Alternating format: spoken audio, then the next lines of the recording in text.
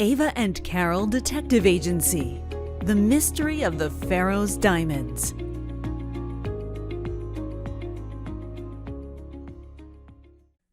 Carol, give me your phone. I have an idea. I'm most likely going to be grounded until I'm married, but it's got to be done. Without a question, Carol handed her phone over.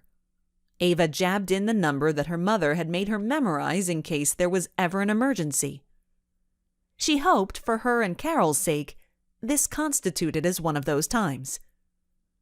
The phone rang 3 times before a gruff voice answered the phone. Detective Edwards. Mr. Edwards? It's me, Ava. Her heart was beating so hard she was sure he could hear it through the phone. Ava, are you okay? Concern immediately filled his voice. Yes and no. Please listen and please believe me. I know where the diamonds are that were stolen from the museum. Ava?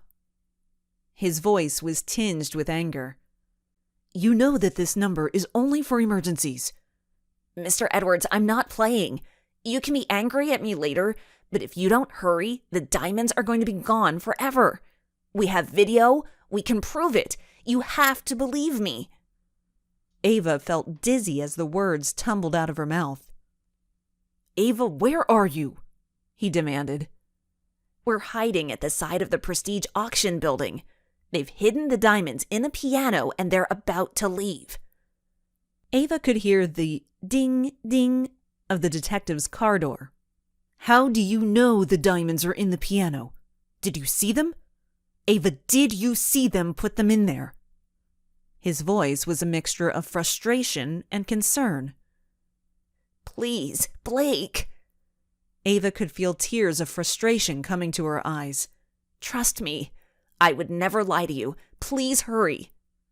I trust you, Ava. You're just like your mother. He sighed. Get away from the building and get to a safe place. I'm on my way. He's on his way, said Ava. She hurried over to the no parking sign and retrieved her phone. They're closing the back of the truck, said Carol in a panic. If he doesn't hurry, they're gonna get away. George climbed into the truck and started the engine. A huge plume of gray-white smoke billowed from the exhaust pipe. He stuck his hand out the window and gave the workman a thumbs up. This is a nightmare, declared Carol. What do we do? We could stand in front of the gate. They'd never run over us, said Ava, who was running out of ideas. Are you kidding? They have millions of dollars in diamonds in that truck. I don't know what they would do. You got a better plan? She looked at Carol and didn't wait for an answer. She took off for the gate as the truck pulled away from the loading dock. Come on, she yelled. The girls sprinted down the sidewalk as the huge white truck drove along the building, parallel to them. George turned the wheel and headed straight toward the gate. Make yourself look huge and menacing, Ava cried out. It's a huge truck. I doubt we'd even dent his grill. George pulled up to the gate and screeched to a stop.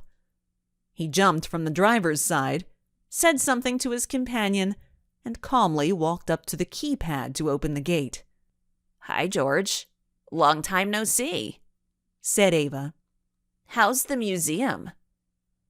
George's jaw dropped.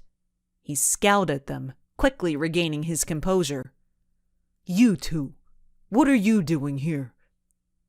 I wanted to let you know we found a mate for your mustache. A friendly sea lion named Swalia. George, what's going on? Shouted a squat man from the passenger seat. George held up his hand, signaling just a second. I should have done away with you two when I had the chance. He pulled his phone out of his pocket. Now scram before I call the police. No need to do that, said Carol, crossing her arms. We've already called them. They should be here any minute now. George eyed them suspiciously and then sneered. Liars. He flung the door open, jumped into the truck, and gunned the engine. The truck lurched toward the girls.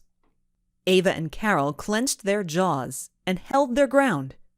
George's companion punched the dash and jumped out of the truck. Ava's eyes widened. The man looked like a human bowling ball. He was as wide as he was tall. "Either you move," he said with a thick New England accent, "or I'm gonna permanently move you." He smiled, showing a mouth filled with broken, decayed teeth. Carol wished he'd saved his smile for someone else, like the dentist. "Suit yourself," he said angrily. He grabbed Carol by the arm. She spun toward him, kicking him as hard as she could in the shins. Ava charged him, swinging her backpack like a ball and chain at his head. He grabbed her backpack and hauled her in. The girls began screaming, "Help!" at the top of their lungs. Carol flung her head backward as hard as she could, catching the man square in the nose. There was a loud crack. "Ah!" screamed the man, who fell back while grabbing his face. Suddenly, they were free. Ava spun around and kicked the man in the unmentionables. His eyes rolled up in his head. He made a high-pitched whistling sound like a tea kettle going off as he crumpled to the ground. "Way to go, foot," whispered Ava. A black police SUV came flying over the hill, blue lights flashing in the grill. George no longer seemed to care if he ran over the girls or not. He put the truck in gear and began to pull forward. "No, you don't," yelled Ava. She flung off her backpack, dragged out the Thor 2000, and pointed it directly at George. The high-powered light struck him in the face like a laser beam.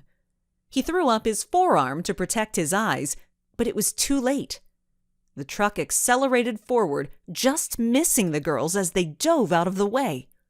It flew across the street, hopped the curb, and crashed into a cluster of trees and bushes. George kicked the door open and leapt from the truck. He tried to get away, but the Thor 2000 had done its job. Still blinded, he ran straight into a tree, and then another tree. He teetered awkwardly, and then fell to the ground, clutching his forehead. He moaned as another police cruiser came flying over the hill. A dark-haired man in a gray suit with the build of a football player ran toward them. He grabbed the girls by the shoulders. "Are you okay?" He quickly eyed them from head to toe. Yes, thank you, Mr. Edwards." She pointed to George. "He's the security guard from the Hancock Museum. And the human bowling ball," Detective Edwards looked in the direction Ava was pointing, "is one of his accomplices." Detective Edwards gestured toward the rotund man who was running down the sidewalk toward Starbucks. 2 officers took off in pursuit after him. "The diamonds are in the back of the truck," said Ava. "We couldn't call you until we knew they were there, because if we waited for you to get a warrant—" "And the building is so big," added Carol. "we were worried they would hide or move the diamonds and then they would be gone forever." It's okay, said Detective Edwards, holding up his hand. "You two over by my car, and," he held up a warning finger, "do not move." 2 more police cruisers arrived on the scene.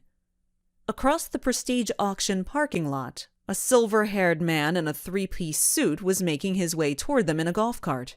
"What do you think you're doing?" he cried, shaking his fist in the air.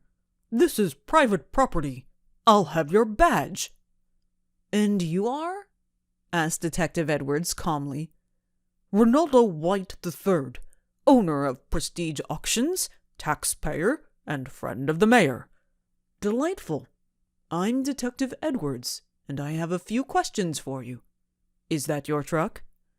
He pointed to the large armored vehicle across the street. Ronaldo's jaw dropped. "What have you done? Do you realize that there is a piano worth millions of dollars inside?" "I'm less concerned about the piano and more concerned that your driver attempted to run over these two girls, and his crony physically accosted them. Ronaldo looked at George and the short, squat man with disgust. Have you heard of attempted vehicular homicide, Mr. White? I have. He gave Detective Edwards a surly smile. Girls, I apologize. He turned his attention back to Detective Edwards. These men are simply hired help. They broke the law. Do what you need to do. He waved dismissively. Mr. White, stammered George in disbelief, do something.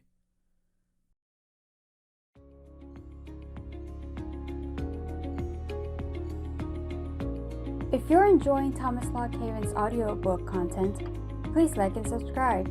It's the best way to help out the channel.